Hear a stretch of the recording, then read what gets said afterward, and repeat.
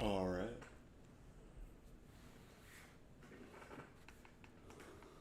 Oh, God.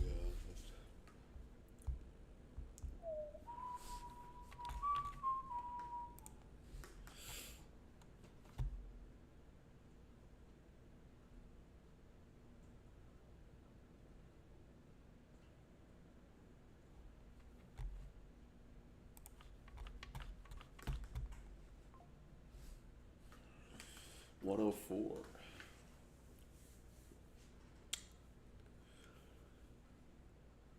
Hookah.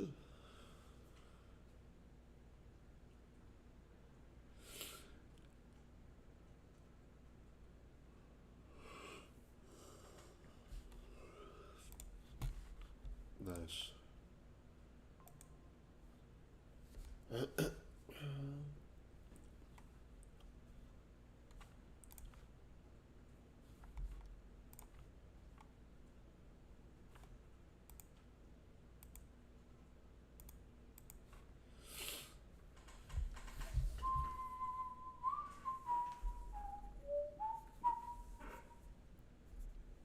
Hookah.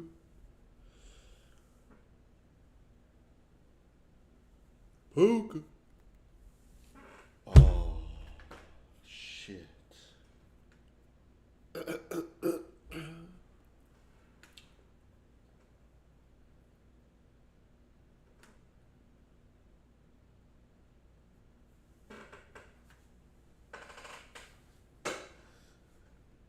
Oh, shit.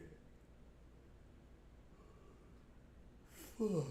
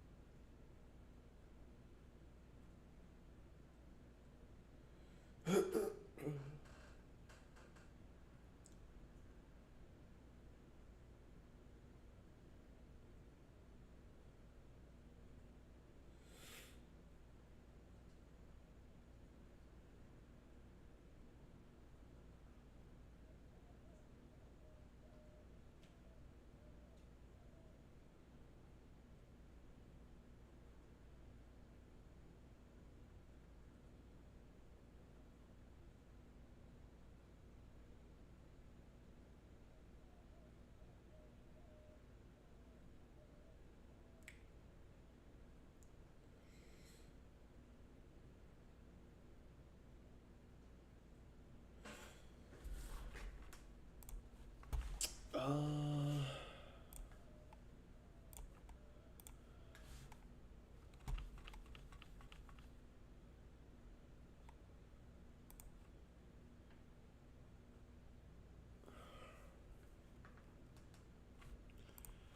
yeah.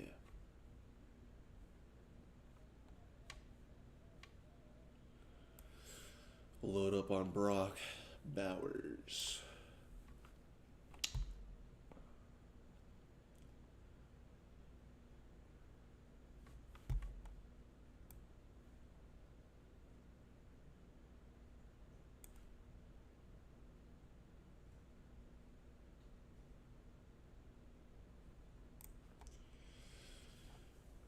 I've done this in no time. It's a pretty chalky combo, I guess. Well, I don't even know what a high percent is. 1% is 1.6 high. You know, I don't know.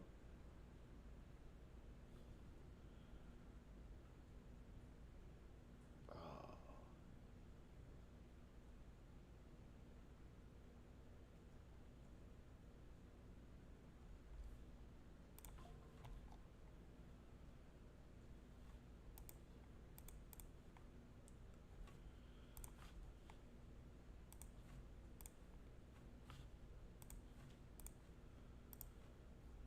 let's go T.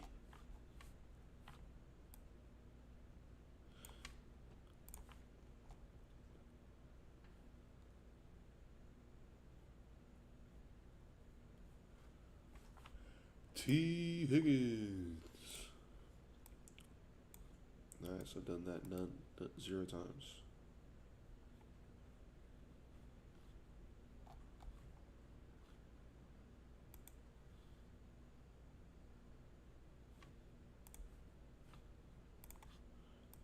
Three tight ends.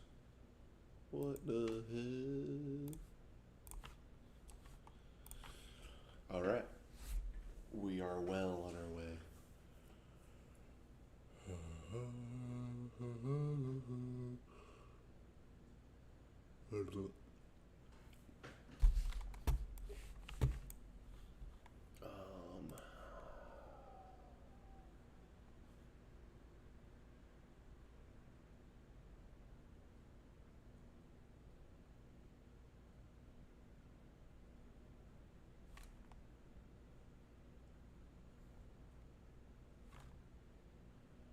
Oh, early gameplay, cool. You have to lead. No matter what's happened to Odysseus. I can take this room. The Odyssey in theaters now, rated R. I've been doing the classic for 12 years. They start calling me Mr. Lucky because I win a Mercedes-Benz. Tools from Harbor Freight are doing hard work in real garages across America. Like at Nico's Automotive Shop in Des Plaines, Illinois, where his Daytona Jack does all the heavy lifting. His hurt...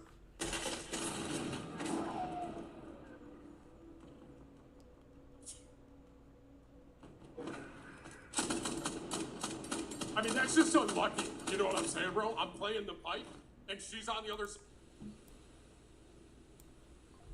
Oh, shit, I'm not twin. I have to kill her with the Ooh, C4. I go. really have to. Absolutely. That's the 1v1.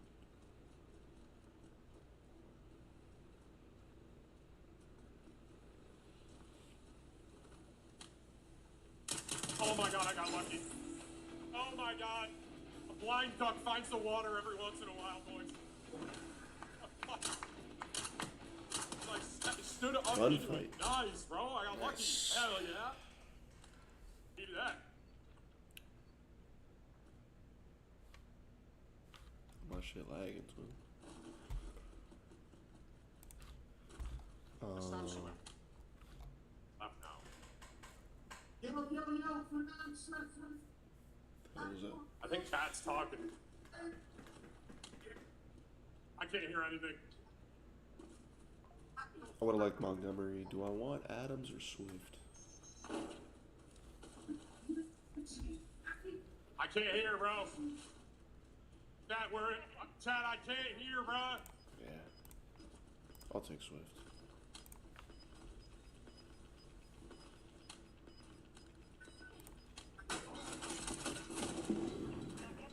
Brother, do you guys hear what I'm hearing? Like, can you guys hear what I can't hear anything, bro.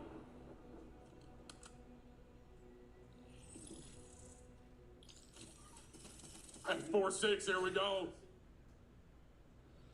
I'm just gonna try and stop talking. I'm just gonna.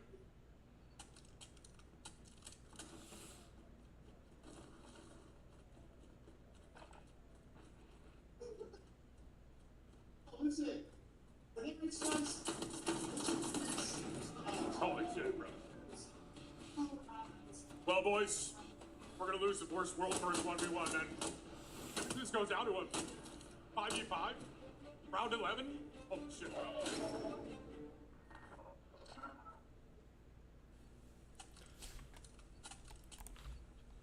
Lost with the shoddy 07? No, I got this, bro.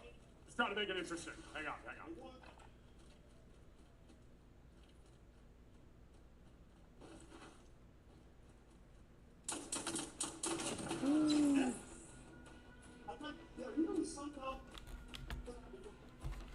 Yo, I wish you guys could see how many people are here right now. I think Cat's about to get introduced right next to me. I think.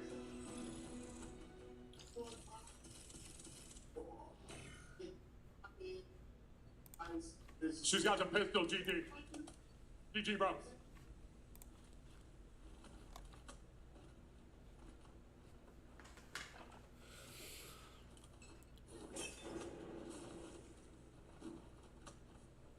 out in October, okay? The game drops October, so that What is happening? that all my NBA players in the building. Game comes out before. Where is she? Alright. Oh.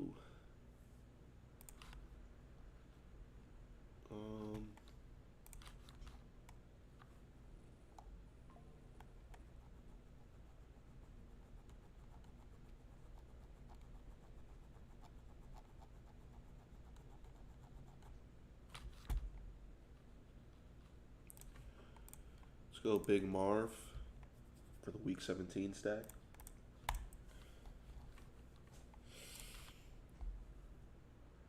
Also, I think he could smash his ADP.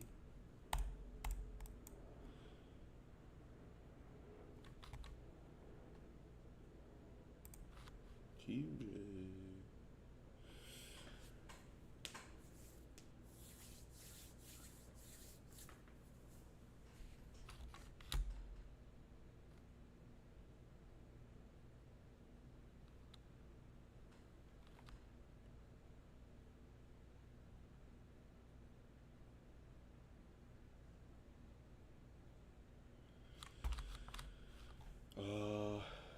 Damn, Ramadre.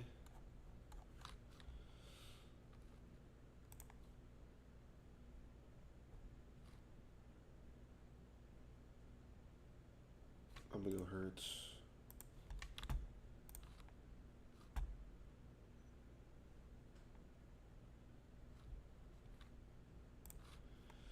I'm gonna go Hurts, but I wanted Ramadre. I don't know.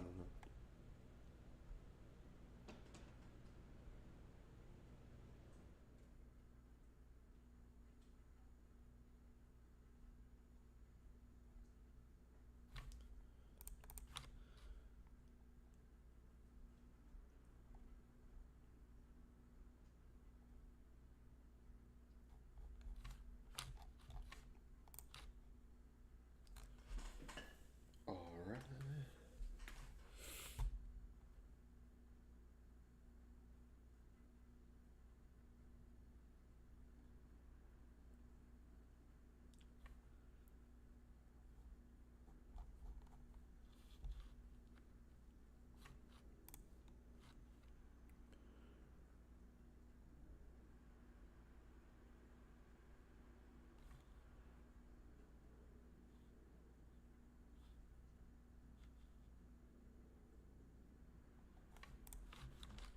YouTube, how the fuck we doing? Welcome back to another Fast Scrap over here on the Solver channel.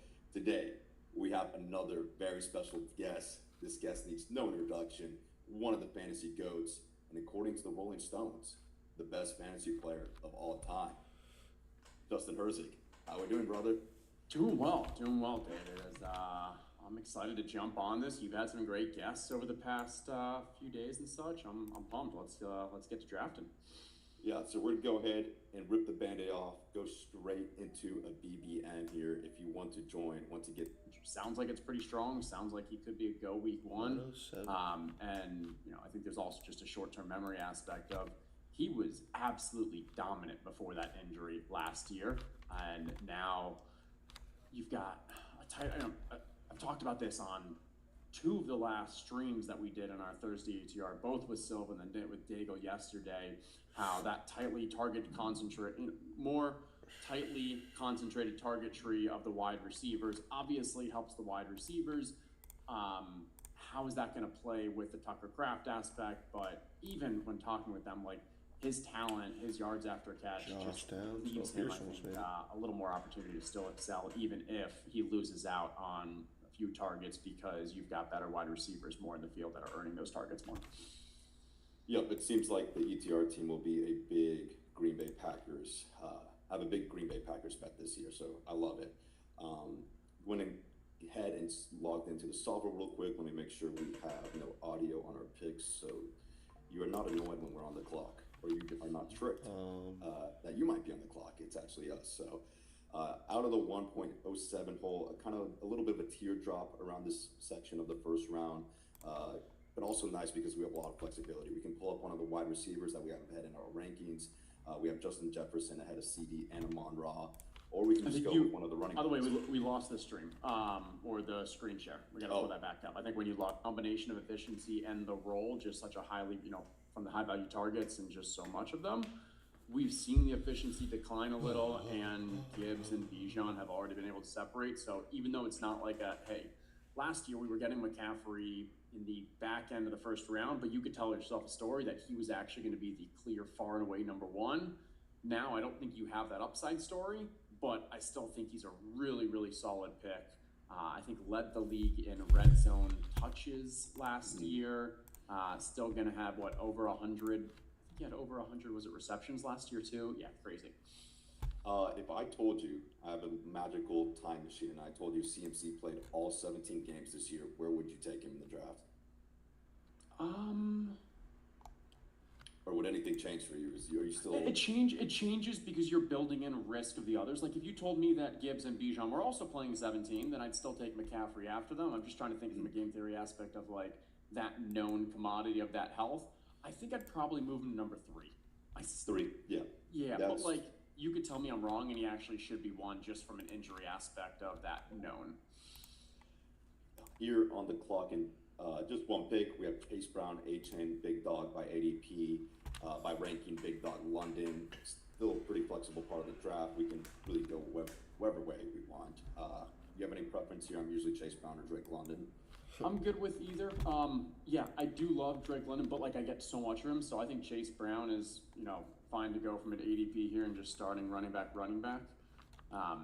You leave yourself a little handcuffed that if a falling running back falls to you in the 3rd, and you're not content going running back, that you're giving up some value, but I think it's good.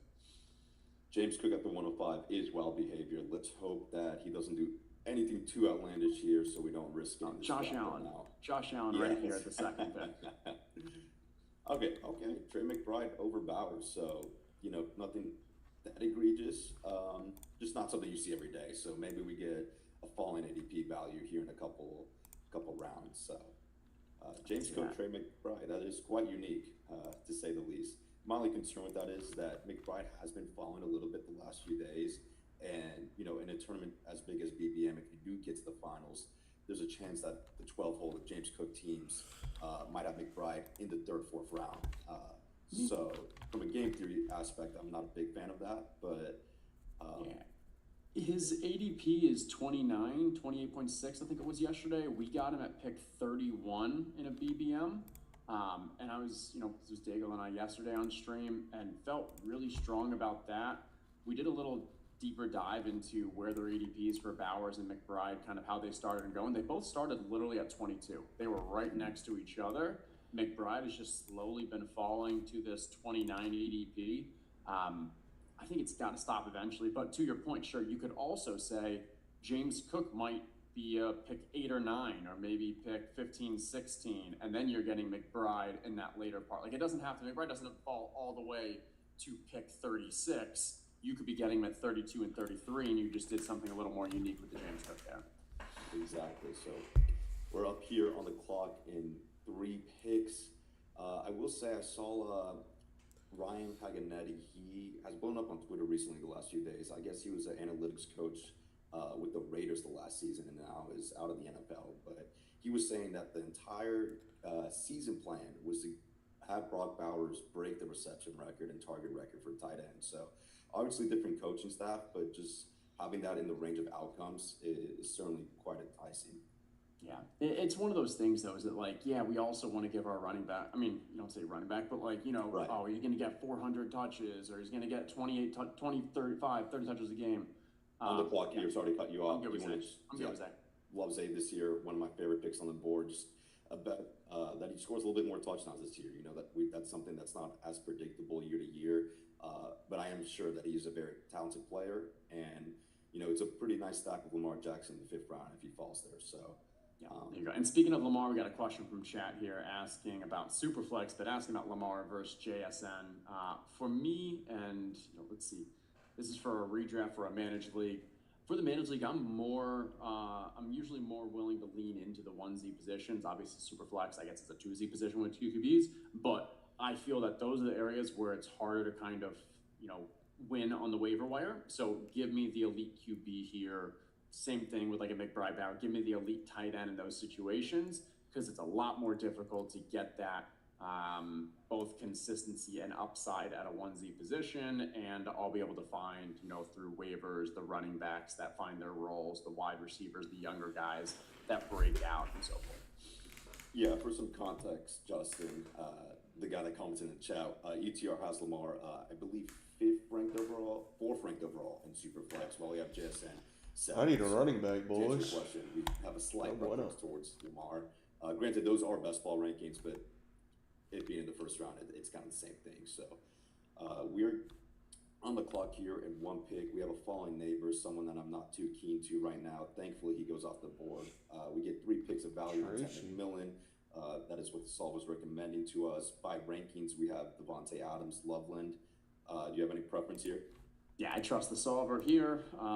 T-Mac's someone who earlier, a month or two ago, wasn't getting that much of him, but his ADP's fallen a little. He's reached a spot in the drafts too where, before I was always taking Zay over T-Mac because they were right next to each other, but now Zay's a lot more expensive. Lad McConkey and a couple others are more expensive. So starting to get a little more T-Mac, but that said, I do think you're starting to see that tier drops from wide receivers from, in my mind, T. Higgins, McConkey, Garrett Wilson, to then that next tier where, T-Mac's a rising sophomore, strong rookie year, but still attached to a Bryce Young offense that's going to want to run the ball. And, how efficient can you really be with Bryce? Yeah, so like Herzig was saying just a few weeks ago, they were kind of all clumped together. And these 3 wide receivers here at the end of the board that you see, were kind of in their own tier for me. But now that McMillan has been falling, I've been getting a lot more of him. We see Jalen Waddle go at 39 over him, someone who has gotten a lot of hype in the last week from a lot of respected analysts and drafters. He's someone I really, really loved and was going around at the end of the 4th round, but his price is getting quite high, and I don't see it getting any lower at this point. I think it's just a skyrocket up at this point. So if you want Jalen Waddle, you're going to need to grab him now because the hype train is coming.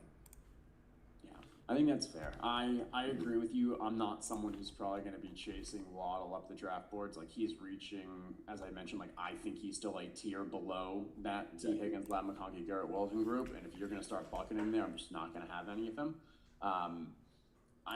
Part of it is the Bo Nix aspect. I don't expect him to have his, lead the league in pass attempts again this year. I just don't think he's that great of a quarterback either. I would go with the Devontae, follow the ETR ranks here.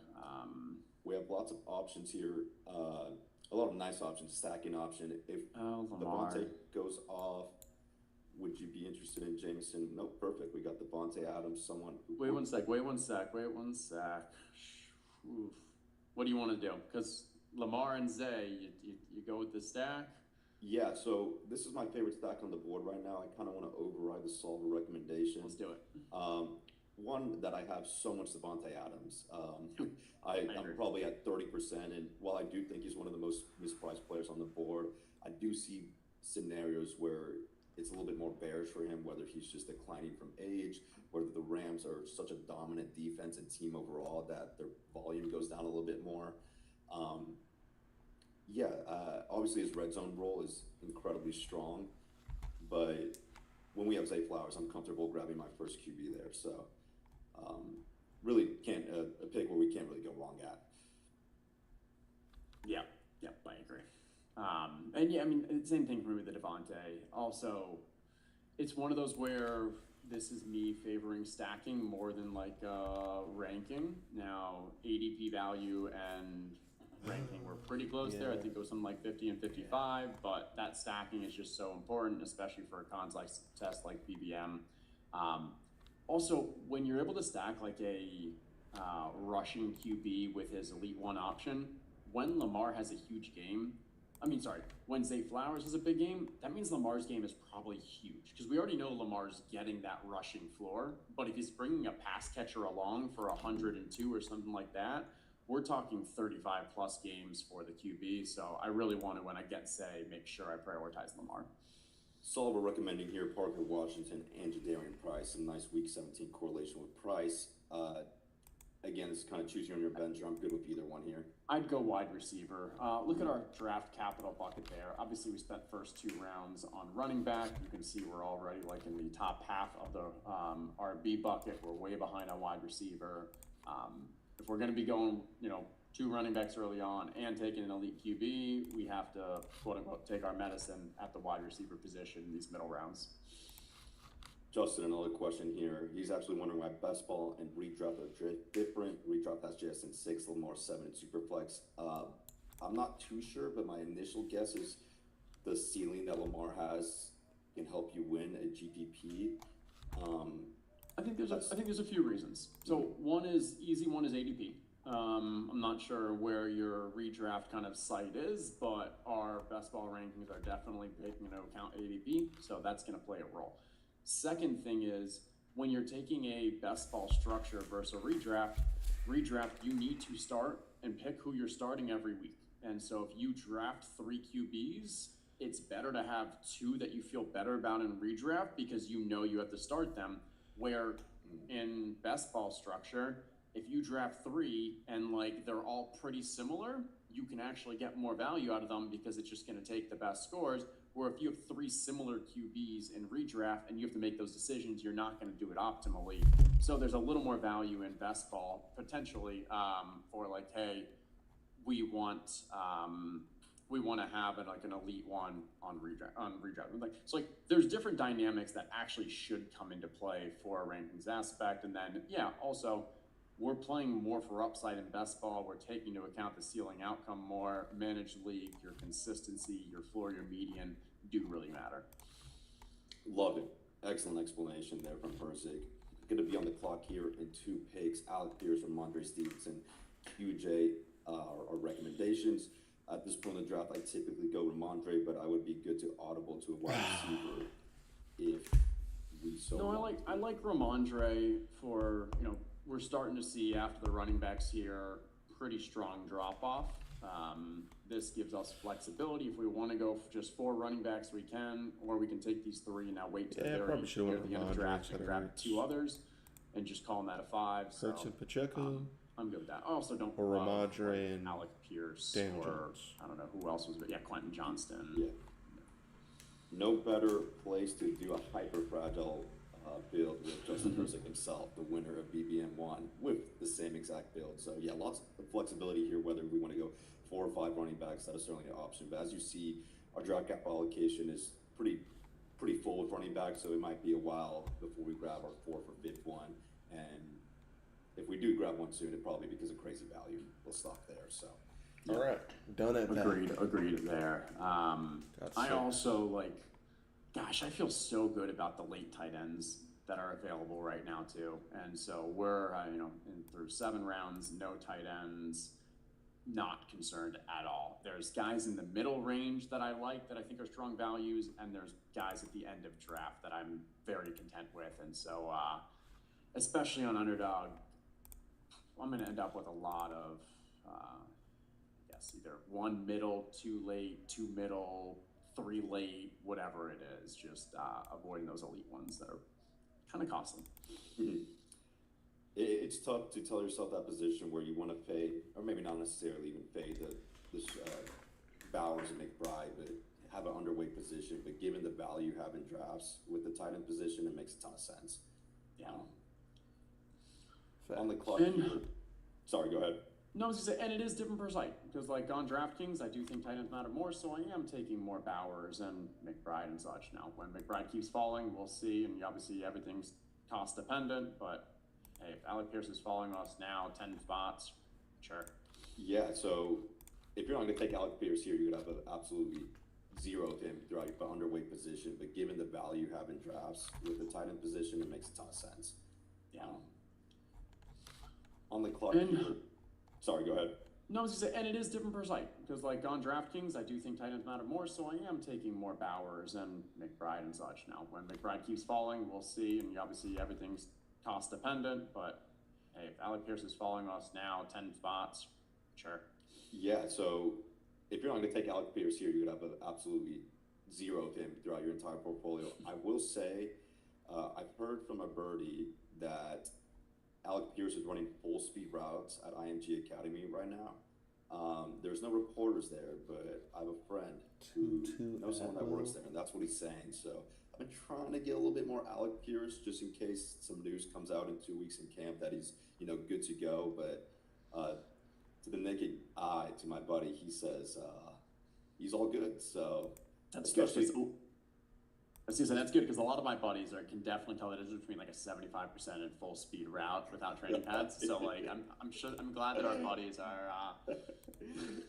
Yeah, definitely taking that comment with a grain of salt. But regardless, 10 picks past ADP and BBM, you got to take him there, even if it feels a little bit disgusting. I'm about an hour away from IMG, so I'll hop in the car tomorrow and see. Yeah, and we'll get the stopwatch out. Get the boots on the ground, get the 40 timeout, and see if my friend's full of shit or not. I saw on one of the recent, I guess it was probably last weekend golf tournament, Jerry Rice was chasing down a heckler, and really? you could tell pretty quickly that he still has that juice. Like, yeah, if the 49ers get in a scenario where Mike Evans, CMC, Kittle, and Ricky Pierce all hurt this season, they're gonna have to call up their old goat. So. Yeah, they're going to have to shut down the magnetic or whatever facility next to them if they're all getting hurt. Right, too much EMFs, right? You've been playing a lot of golf recently? Yes. Yeah, I'd say like last few weeks, no, because I'm in Florida and it's really hot. Dude, so I get off at 7 a.m. and I'll get like literally first or second tee time done in like 2.5 hours, or I've got like an indoor simulator place that I go to that's pretty fun. We have like a Wednesday night league and it's fun. Nice, okay. Let's do one more puppy We do have Xavier Worthy falling about 10 picks past ADP. Yeah. He's first in the solver. Let's talk QBs real quick, just from the stacks before we choose it for later on. We've got Bryce Young. We've got T-Law's already gone. Dan Jones. Okay, cool. We're good. Yep. Yeah, so not a ton of stacking options, which makes me really happy that we grabbed Lamar when we did. 103, baby. Should I go Puka again?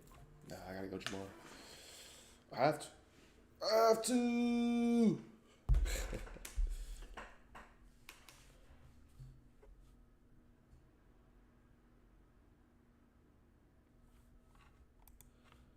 Let's hear. There's another way. Discover another Hendrix. My nose won't stop running. Trying to locate it now. Please hold. Oh,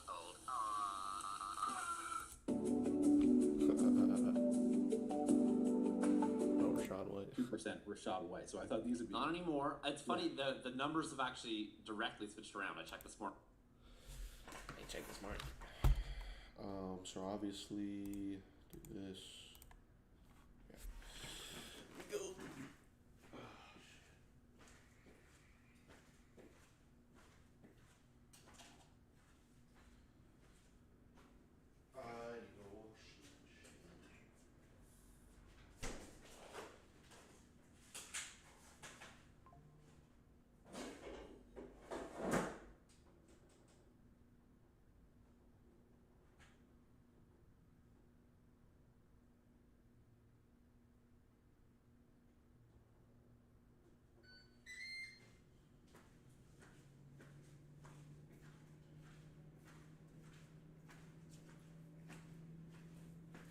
Jamar.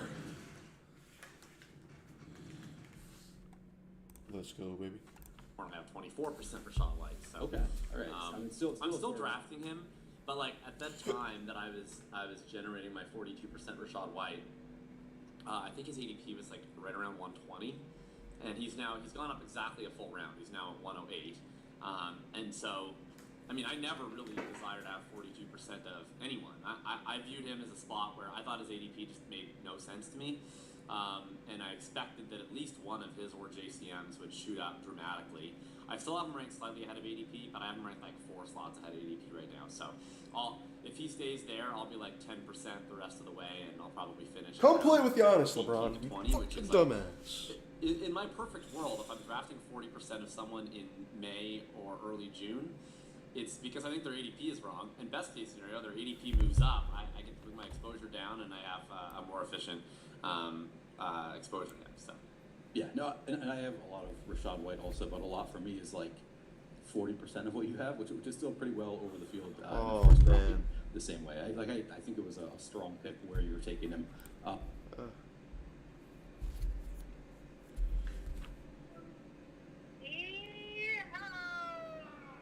Hey, Mom.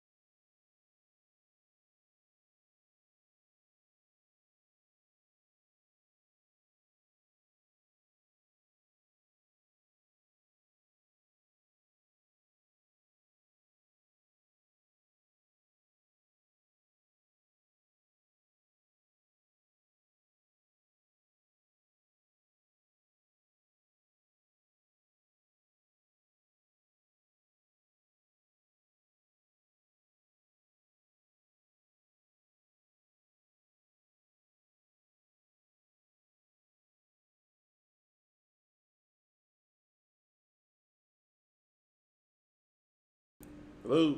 All right, cool. But we'll get into some of the current ADP landscape, some players you like in different sections of the board. So I'll start with this first question here. If you had to choose 3 players with an ADP in the top 36 on Underdog, so the top 3 rounds, to full fade unless they fall at least 12 picks past ADP, who would you choose and why? So who are some of your early round fades in Underdog drafts? All right, so I have 2 that for sure work, and then I'm going to let you choose whether Whether you want my third one to be a more literal interpretation that is slightly cheating, or a far less literal interpretation, because the main issue with this prompt is like, I can't really pick someone who's going like 8th overall, because if they fell 12 picks back to 20, I'd be pretty in on them. I'll give out the 2 for sure that I 100% believe in. So Josh Allen is the first one. It's nothing against Josh Allen. He's clearly deserves to be the QB1. Just with the way that the quarterback market has generally compressed towards the middle, he's a pretty substantial outlier in that he is going right now towards the end of round 3. The next quarterback off the board is Lamar Jackson 2 full rounds later, and then there's this big mush of guys in the late 6th and early 7th. And it's not just the raw numbers. It's like if you get into the 2v2s, I happen to really like a ton of the wide receivers going towards the end of the 3rd, all the way through the 4th. If you're into some of the running backs there, that seems reasonable. And I tend to really not like any of the players that are going in the late 6th and in the early 7th. Like, it is a total dead spot to me for ADP. That's a spot where if I have to take a wide receiver or running back, I'm probably bringing someone up, even ahead of ADP. And so it's a perfect spot for me to just go and click a quarterback instead and not have to deal with it. So it's really hard for me. Like, if it's like the 2v2 is something like, Jalen Hurts or Justin Herbert or Caleb Williams plus, Lad McConkey, or insert whatever wide receiver you want in that spot. Or Josh Allen and like DK Metcalf. Like, I have a hard time with that side of the 2v2. So it'd be Josh Allen for me. Even if he slid into the mid-4th, I still prefer guys like Waddle. I'd probably be more interested in guys like Scatterboo. So I'm moving him down. My second one, I don't even know if this is actually true, but it's probably close to true, and it's Trey McBride. Was phenomenal last year. Another onesie guy. Mostly for me, I've been, I want to have a mix and match of my tight end rooms. I don't want to be all early tight end or all late tight end. And of the early tight ends, the 2 that I feel really passionately about this year are Brock Bowers, who's going in the mid-2nd, so almost a full round ahead of McBride, but I think deservedly so when you look at their respective situations and the target competition there. And then the other guy that I'm really interested in from an early tight end perspective is Colston Loveland, who I have ranked well ahead of ADP. To me, of the 3 guys on the Bears, he's the one that I'm most excited about from a prospect pedigree perspective, from a upside ceiling shown in a full-time role perspective. And so if those are kind of the 2 guys I'm planting my flag on, it doesn't really leave room for me to take a whole lot of extra McBride teams too. And like, I don't have it ranked this way because I have respect for ADP. But if McBride fell 12 spots past ADP, basically have an ADP right in front of Colston Loveland. And at that point in time, I think I would still just prefer Loveland straight up. So that's my second pick.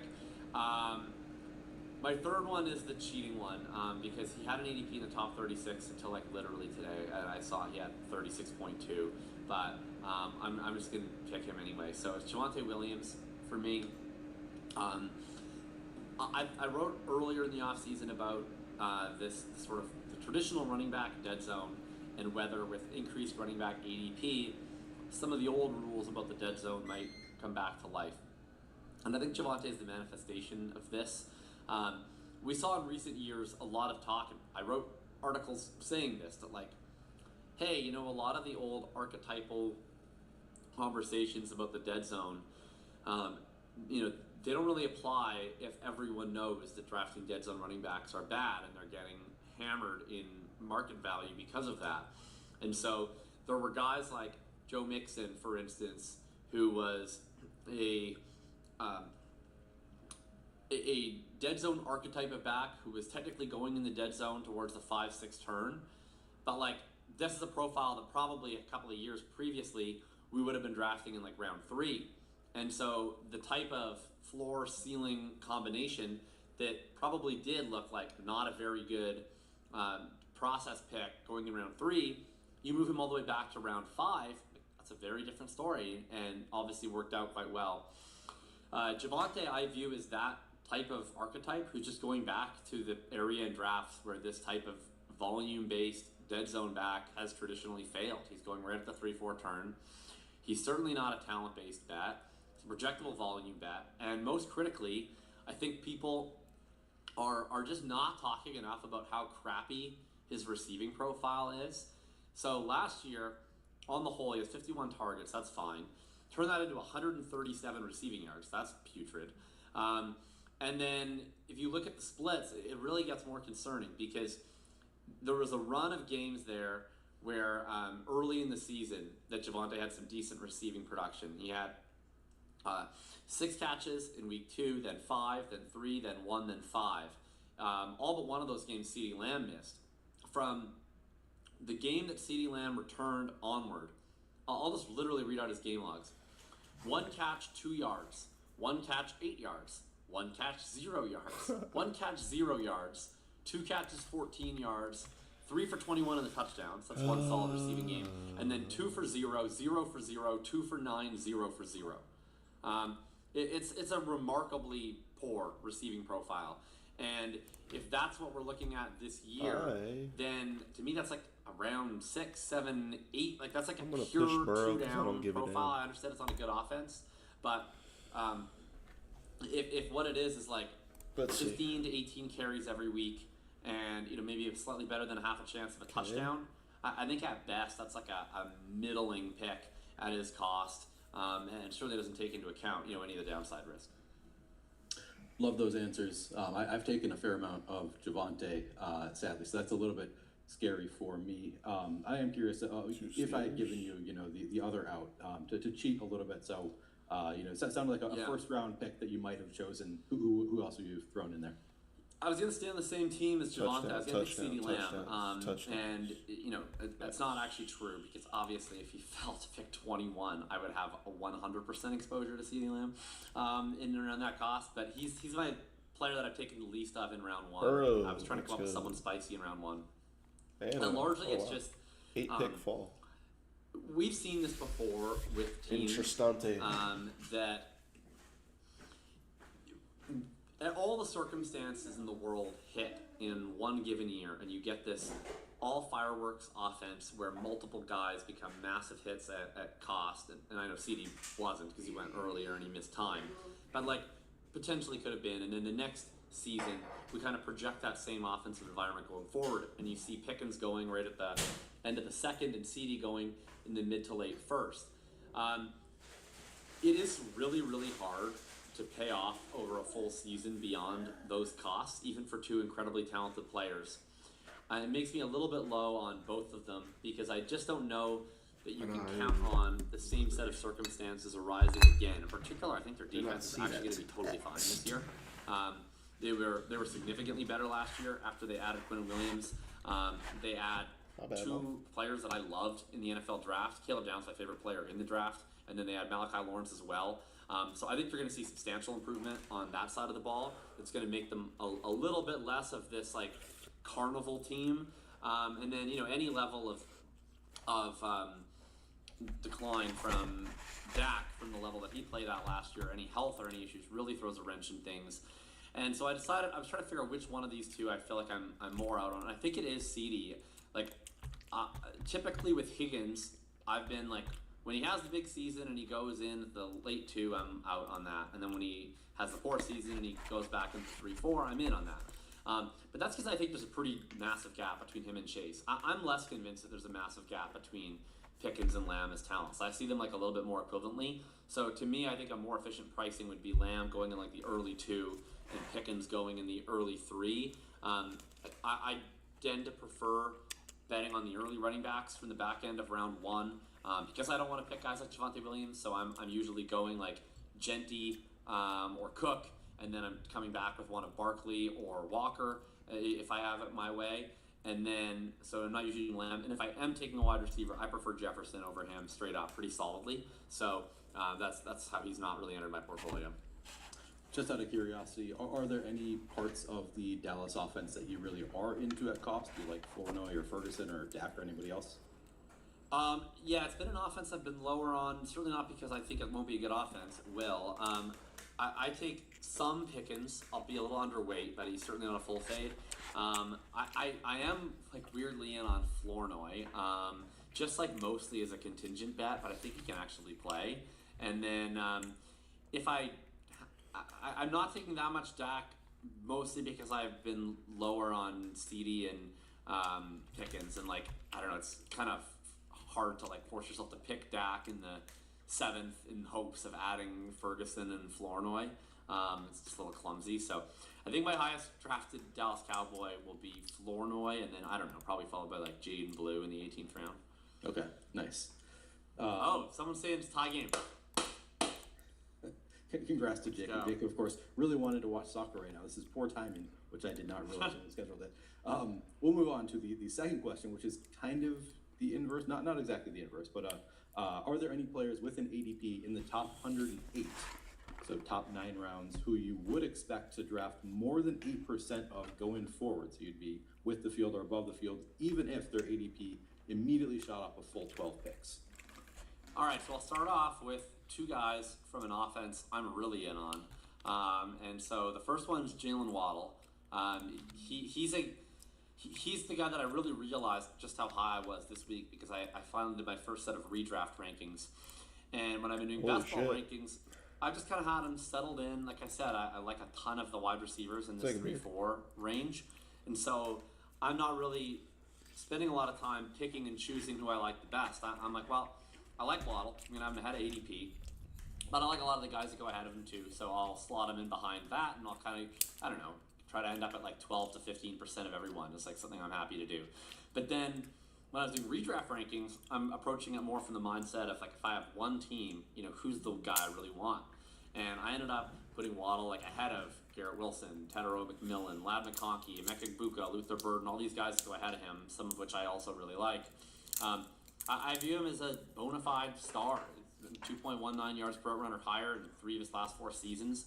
Typically, the 2 roadblocks he's had to massive fantasy production in Miami has been a lack of route volume, and then a role where he's stuck playing in the X receiver role that is not really his best role, because Tyreek Hill is usually getting more of the optimal deployment in the short area targets. Now he goes to a spot where Bo Nix led the NFL in pass attempts last year. It's conceivable he could run 600 routes, as high as that if he's a full-time player for Denver. And then you have Cortland Sutton there, or Pat Bryant even there, who can probably take some of that X receiver usage, and Waddle can be the guy who's freed up to play the Z, to play in the slot, to get almost all, I assume, of like the screen pass gimmick usage on top of what we already know he's really great at in the intermediate and downfield areas. So I think Waddle's an absolutely phenomenal pick. If he was going like where Zay Flowers is going right now, I would still be above market on him.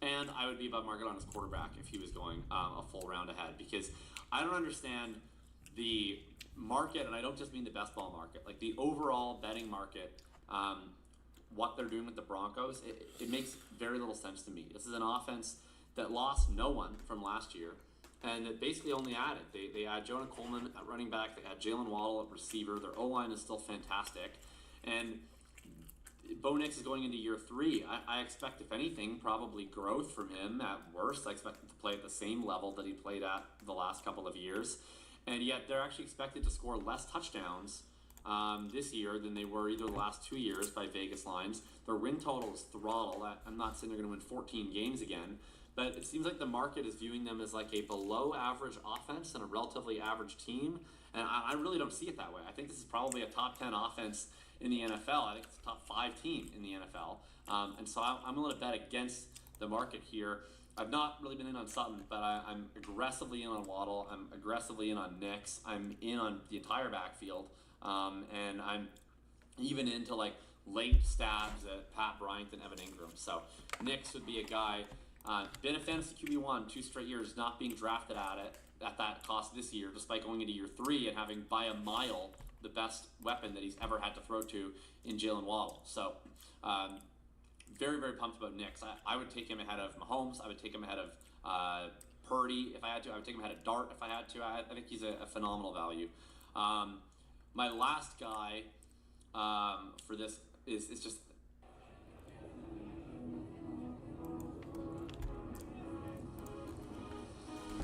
When the music music is right, and the beer is hazy. That's when you get a taste of the moments that matter. It's going to be the guy that I've been hammering on like every show, and I'm still terrified they're going to do something silly and sign Keenan Allen to ruin this. But if they don't, I think Josh Downs is the best pick at wide receiver straight up after like that Marvin Harrison, Parker Washington, Mekhi Lemon tier comes off the board. I think he should be going in the early 7th if they don't sign someone. And maybe that's part of why his ADP is depressed. But he's been consistently, as a receiver, more than qualified to play on the outside. He's even a better man beater than he is a zone beater. The Colts know that whenever they're in third down situations, they always scheme him up in man coverage. I think most of the reasons he hasn't played more on the outside have been blocking related, and the fact that they've had 2 other very qualified outside wide receivers previously. They don't anymore at all. And I think more so than that, Downs is now kind of the only guy that I trust to win in pure dropback situations on this offense. They're going to have to find ways to get him on the field. So whether that's playing him in 12 or whether that's just playing way more 11, which is what they did in 2023 and 2024, I'm not sure. I don't think it ultimately matters that much which route they go, as long as it results in Josh Downs getting up into the 85+% route rate. And if he gets there, I think he's going to pretty easily outscore most of the wide receivers going about a round or a round and a half ahead of him. Because you're a Colts fan, I want to follow up. That includes Alec Pierce. Are you in on Alec Pierce? Are you totally out on Alec Pierce? Where are you there? I'm out. I think even if he were fully healthy, I would bet on Josh Downs to outscore him this year. I think that I guess the Pierce contract is a thing. I'm sure they would like to get him more stuff in the short and intermediate areas. I don't think that makes their offense better. I think you want someone being able to run deep routes and put the pressure on the defense. I think that's what Pierce does best. I think Downs and to some extent Warren are the ones who are more duplicative with what Pittman leaves behind. So I have health concerns, and I also just have like concerns about how much room there is on the bone for this player. I mean, first of all, like, all credit to him, he's an amazing ball winner, but the efficiency obviously can't get higher. He's led the NFL in yards per target, I think, each of the last 2 years. If anything, you're probably regressing that downward, and you need to make up for that with a lot of volume. And I'm just not sure that he has that fully in his arsenal to grow, into some like 110, 120 target player. So I've been pretty out on Pierce, been more in on Downs. I'm like, I think about right at the market on Warren. And then before we move on, I've been trying to get more of the Denver in general. Waddle, I love. Nicks, I also love. And I've moved Nicks up considerably in the past couple of weeks, but I have not been willing to move him ahead of Mahomes yet. And then Waddle I've struggled with because as I've been like getting more and more hype about him, I think everybody else has too. I saw him go in a fast puppy at 28 today. He used to be reliant on like 4 or 5 round. So where would you say is a reasonable spot to move him in best ball? Like, would you think it'd be reasonable to move him ahead of like Teterow, McMillan, and because I've already moved him ahead of like Luther Burden, Terry McLaurin, that kind of range, but I'm like hesitant about like, man, can I really move him ahead of T-Mac and Emeka Egbuka, Lad McConkey? Where do you kind of see him within that group, or do you try and mix and match within that group? Yeah, I'll move him where I need to move him. Like, his ADP is finally moving up. He was sitting in 45, 46 range for most of the season. I checked today, he's up to 43. So I think finally the market is starting to move on him. I'm just going to slowly move him up as the market moves him up. So, like, my redraft rankings, I have him ahead of each of Wilson, Olave, McMillan, Burden, McConkey, and Egbuka. So if I needed to do that in best ball, I would. I prefer him over all those guys in a vacuum. For as long as he's going behind half of those guys, I'll keep him behind the guys that I like, just because I certainly don't want like 0 of Teterow McMillan, and I'm not going to take Waddle over him every time. But that's a spot where if the market wants to push Waddle ahead of McMillan, I'll put Waddle ahead of McMillan. I do actually like him more in a vacuum, and then I would be able to get both anyway. So it's not surprising to see him get steamed up, because I think a lot of people feel that way about this wide receiver room, where this wide receiver range, where they're just kind of willing to complacently pick them in the order of ADP because they like them more or less equally.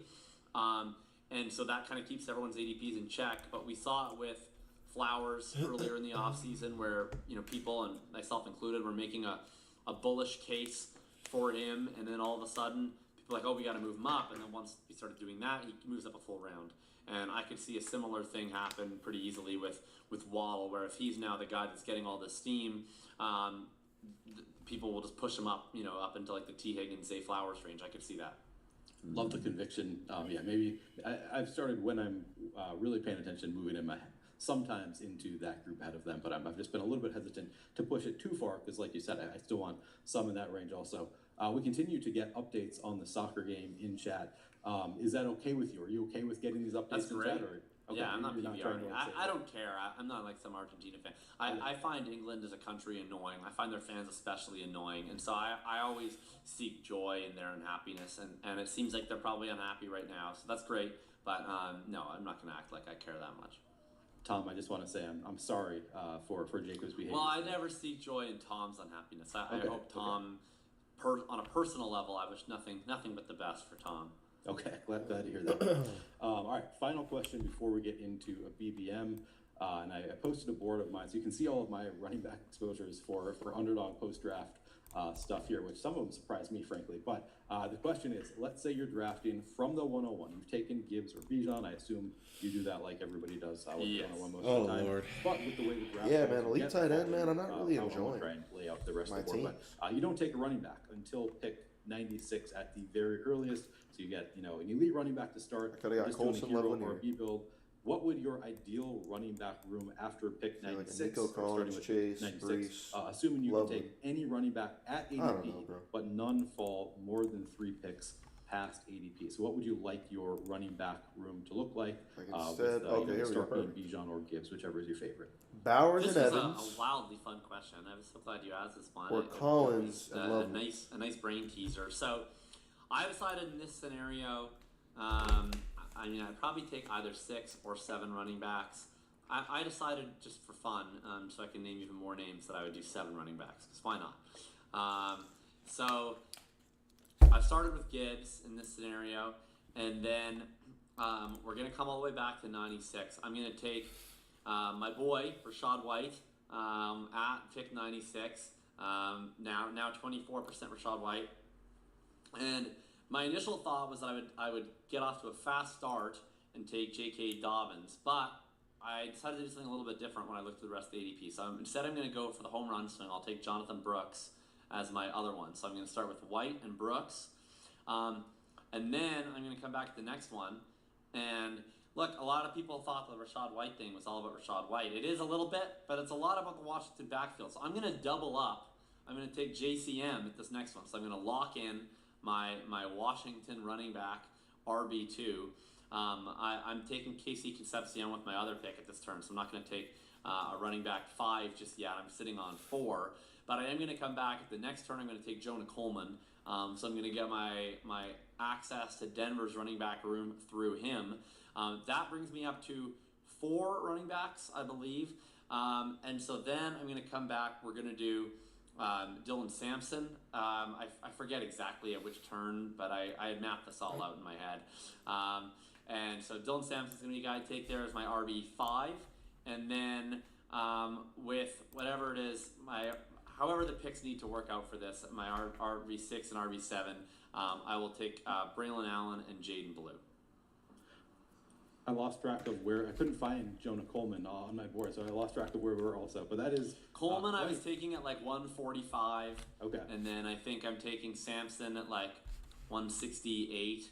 And then I kind of forgot like exactly where the ADP is. But in some capacity, I'm taking Braylon Allen and Jaden Blue at whatever the latest I'm legally allowed to take them is in the confines of this game. All right, so I think that's maybe 192, 193 is the final two. All right.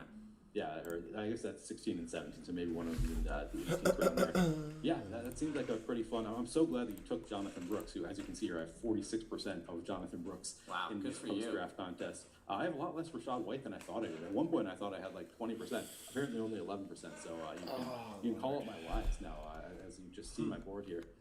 Yeah, that's a really, really fun running back room. No concern about Katron Allen coming in there and just ruining the whole thing for you? 4. Sorry? Do you have any concern about Katron Allen coming in? I mean, I do have concern. Yeah, I hope to be above market on all QBs. 3 of the Washington running backs by the end of the summer. running I'm going to pull up what I currently am live here. Let's see. Yeah, I'd love to hear that. Commanders. So I'm 24% Rashad White, like I said. I'm 10% Katron and 12% JCM. So I'm already above market on all of them. And that's, I'd be, I mean, we'll see where their ADPs go from here. I think it's probably pretty volatile, and we could see them swing in wild different directions. But I just think this backfield is like really, really underpriced. I'm not like, I've seen a lot of people do the whole like, what about Jerome Ford? What about Jeremy McNichols? I'm gonna not worry about those two personally. So maybe that's wrong, and I look back on that, but I think it is gonna be one of these 3 guys. To me, they're all really cheap, and it's probably going to be a valuable backfield. We've seen like Scrubs be really efficient running next to Jaden Daniels. He also throws to the running back much more than like other mobile quarterbacks typically do. So I don't view this as though there's no pass catching upside next to him at all. And he's pretty small and very injury prone. So I don't think that they're going to run him a ton at the goal line. I think that like you get all of the benefits of a mobile quarterback with Jaden Daniels for rushing efficiency without the usual drawbacks. He throws to running backs way more often than most guys do that are play like him, and he's probably not going to be a massive goal line guy like a Josh Allen or a Jalen Hurts is. So I think you pretty much only get the benefits of playing next to Jaden Daniels. You also get the benefits of playing in the league's worst pass catcher room. So there's going to be a ton of available space for the running back. I know that the running backs here individually are not that inspiring, but I think systemically it's a backfield people should be overweight on. And then the question that often comes up with the Washington backfield is, well, the Minnesota backfield is also right there. You also get the starters. I can answer for you. I know that you clearly take Rashad White consistently over Aaron Jones. Do you also consistently take Ja'Cory Krosky-Merritt over Jordan Mason? Yeah, I like, I'm curious how I have it ranked. I bet I have those two like almost back to back. Let me see here. 8. Yeah, I mean, as you can see, obviously, when I'm just doing this in like my actual drafts, I'm not adhering to my rankings 100% of the time. Yeah, I looked. I have Ja'Cory Krosky-Merritt 1 running back slot and 2 overall spots ahead of Jordan Mason. I have Aaron Jones almost a round after that. I'm pretty hard fading Aaron Jones. I think mostly I like the Washington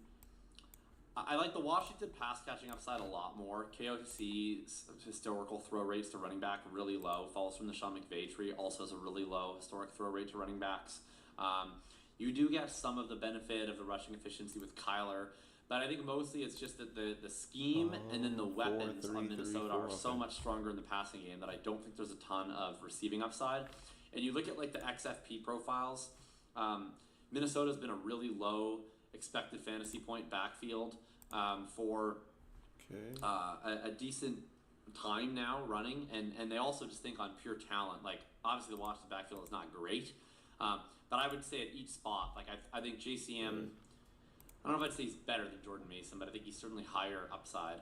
I think Rashad White is like probably better than like this version of Aaron Jones that I mean he's one of my favorite players in the league, but he's a long ways away from prime Aaron Jones. And Katron's like a real running back. Damon Claiborne to me is like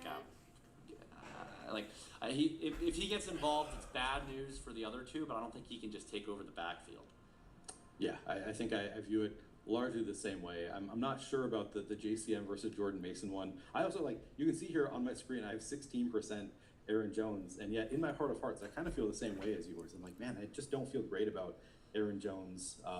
Not sure that the upside is there, but you know, there were times last year it looked like they wanted him to be the guy they could lean on more so than Jordan Mason. So I don't know. So I still draft them, but it's an interesting spot where when I was doing my like running back free agency preview, I mean, and I expected the Vikings to add someone. I'm kind of surprised they're running this backfield back. Jordan Mason's advanced metrics last year were like way better than Aaron Jones's, which surprised me because I remembered Mason having that run at the beginning of the season, and then Jones came back. They immediately reinserted him as the starter. So I was really surprised by how well Mason actually performed, and I don't know whether to take that positively or negatively that he was performing better and they didn't care. I'm not really sure, but yeah, it's not been a backfield I've been targeting as heavily. I'm 11% Mason, I'm 5% Jones, I'm 1% Claiborne. Okay. That seems reasonable. Yeah, I kind of would like to flip my exposures. I have a lot more Aaron Jones than Jordan Mason. I think I'm probably looking to flip that. All right, so those are the only questions that I laid out for you. So you're going with 7 running backs in this scenario. Obviously, some of it's going to depend on what else is on your team and all that, but I just wanted to kind of get an idea of who you were targeting late in those drafts. We are getting into a Best Ball Mania draft. If anybody wants to join us, there are 2 spots remaining, so we'll be in this one pretty quickly. Hopefully get some influencer luck here. All right, let's see here. Influencer luck. This is full screen. Got to make sure my tabs are all right now. Here we go. Yeah, so that you can see when things update. All right, so we'll be starting soon. We did get some questions. Somebody wanted to know, do you have any opinion on the Denver tight end situation? I mentioned that I mix in Evan Ingram. I'm not proud of it. It's a wasteland, which is more of a reason to be in on Jalen Waddle for me. But I mean, if I have to take one, it's Evan Ingram. I'm not like taking Justin Jolly or Adam Troutman or any of these goofballs. I'll say if Jolie gets like a bunch of hype at any point in training camp, to the point where like it looks like he might actually rotate in with the ones, I would take 13 stabs on him. I think he's a really interesting college prospect. It's a similar attitude that I had with Gadsden last year, which was like he was on my radar. I didn't think he was draftable early in the offseason, but he got a lot of really strong hype on him throughout the rest of the offseason. He had a really interesting college profile for a day 3 guy, and I did mix him in toward the end of the offseason. I would definitely mix in Jolie, but I certainly wouldn't draft him now. I think that would be getting out a little over your skis there for a guy who's never drafted, but it would make me stop drafting Ingram at the very least if we started to get a bunch of Justin Jolie hype. Have you been drafting Denver tight ends? I think I've got a few shares of Evan Ingram. Don't think I have any Jolie, but yeah, not something I'm targeting. Even when and I've been doing some like 5 tight end builds. So